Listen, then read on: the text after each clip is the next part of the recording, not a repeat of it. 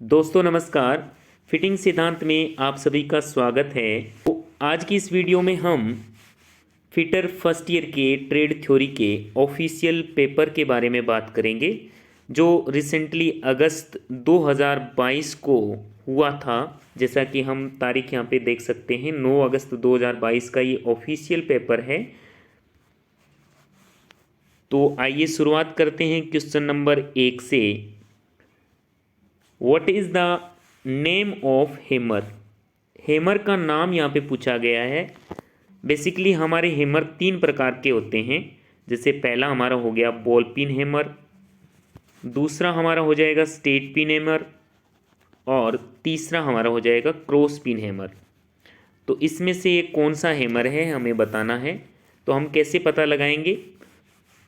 जो हैंडल होता है, अगर उसके परपेंडिकुलर हमारा अगर पिन है, जैसे मान लीजिए यहाँ पे हैमर का ये भाग कौन सा हो जाएगा, फेस हो जाएगा, और ये इसका पिन हो जाएगा।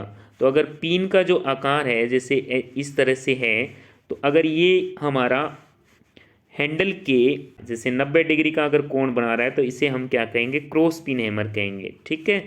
और अगर ये स्ट्रेट में है, जैसे मान लीजिए ये हैंडल है और हमारा ये जो पिन है हैमर का, वो भी इसका अगर स्ट्रेट में आ रहा है, जैसे इस तरह से आ रहा है अगर, तो ये हमारा कौन सा हो जाएगा, स्ट्रेट पिन हैमर। तो आइए ऑप्शन में देख लेते हैं कौन सा इसका सही है। तो क्रॉस पिन हैमर बिल्कुल सही उत्तर है। समझ में आ गया होगा। नेक्स्ट क्वेश्चन की तरफ बढ़ते हैं। दूसरा क्वेश्चन है name the part mark as X. ये कौन सा इंस्ट्रूमेंट है, पहले तो हमें पता होना चाहिए। तो ये हमारा कौन सा हो जाएगा, आउटसाइड माइक्रोमीटर हो जाएगा। तो इसमें जो भाग का नाम पूछा गया है, एक्स से जो मार्क किया हुआ है, उससे हम क्या कहेंगे, ये हमारा कहलाएगा एनविल। ठीक है ना।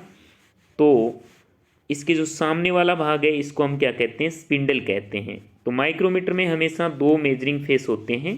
पहला मेजरिंग फेस आपका एनविल होगा और दूसरा फेस जो होगा वो स्पिंडल का होगा।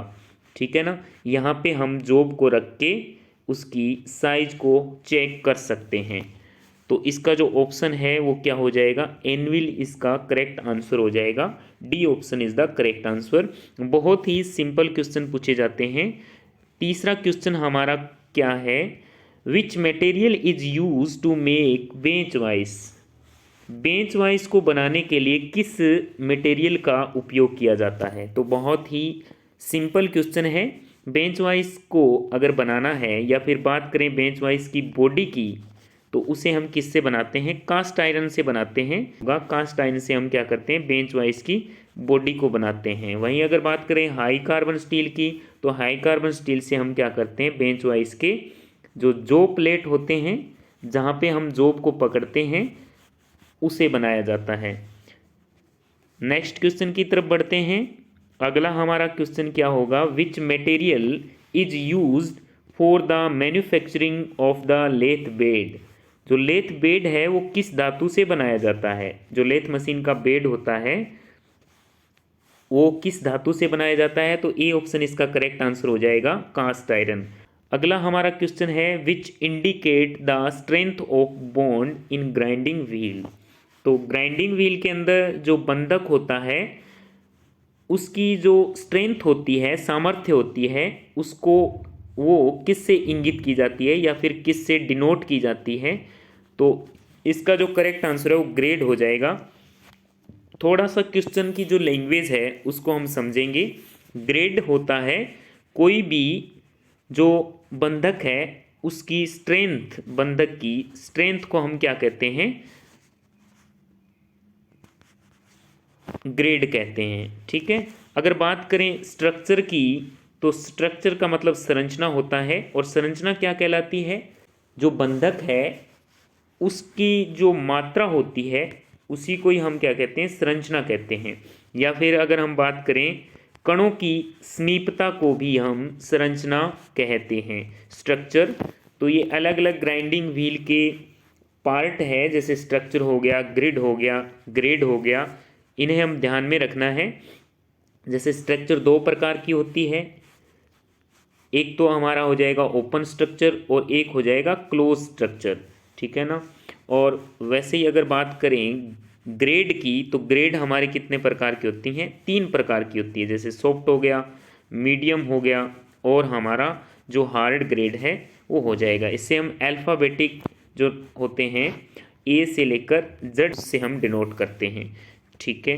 ग्रेन साइज की अगर बात करें तो जो एब्रेसिव ग्रेन होते हैं, एब्रेसिव जो ग्रेन होते हैं उनकी जो मात्रा होती है, जैसे मान लो अगर ज़्यादा क्वांटिटी में है तो वो महीन साइज के होंगे, और अगर कम क्वांटिटी में है तो उसे हम क्या कह देंगे? कोर्स कह देंगे, ठीक है। तो इस चीज़ को हम और कभी समझेंगे पूरा जब ग्राइंडिंग व्हील के बारे में बात करेंगे। तो नेक्स्ट क्वेश्चन की तरफ बढ़ते हैं। क्वेश्चन नंबर 6 है, what is the name of part mark X in the lathe carriage. तो लेथ मशीन का एक और क्वेश्चन आया है, पूछा गया है। इसमें कैरीज दे रखा है, ये जो भाग है लेथ मशीन का इसे हम क्या कहते हैं? कैरीज कहते हैं।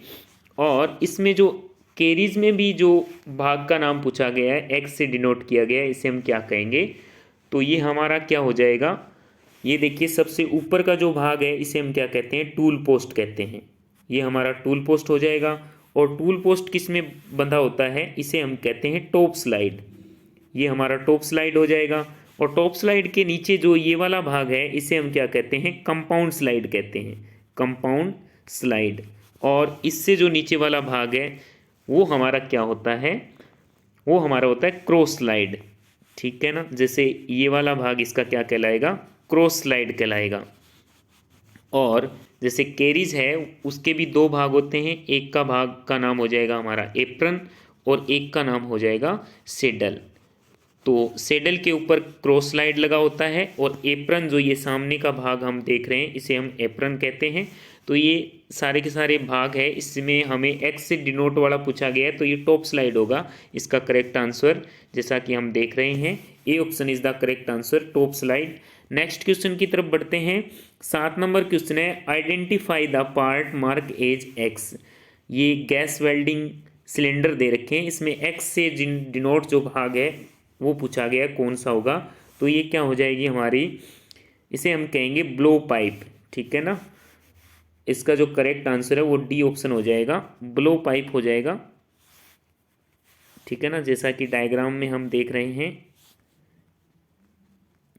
ये, इसे हम क्या कहेंगे? ब्लो पाइप कहेंगे। नेक्स्ट क्वेश्चन की तरफ बढ़ते हैं। What is the name of part mark as X. लगभग सारे डायग्राम के क्वेश्चन है और सब में हमें भाग का नाम पूछा गया है। तो ये हमारा लेथ चक का डायग्राम है, लेथ चक का डायग्राम है। इसमें हम एक्स से डिनोट भाग का पूछा गया नाम, इसमें क्या होगा? तो ये यहाँ पे क्या हो जाएगी? की हो जाएगी, ठीक है ना। ये पूछा गया है तो ये हमारा इसका करेक्ट आंसर क्या हो जाएगा? जैसा कि ऑप्शन इसका डी ऑप्शन राइट दे रखा है लेकिन इसका ए ऑप्शन राइट होगा। यहाँ पे इंटरनल जा ये होते हैं, जैसे यहाँ पे हम देख सकते हैं ये हमारे इंटरनल जा होंगे, इंटरनल जा। और ये जो ऊपर वाला है इसे हम क्या कहेंगे?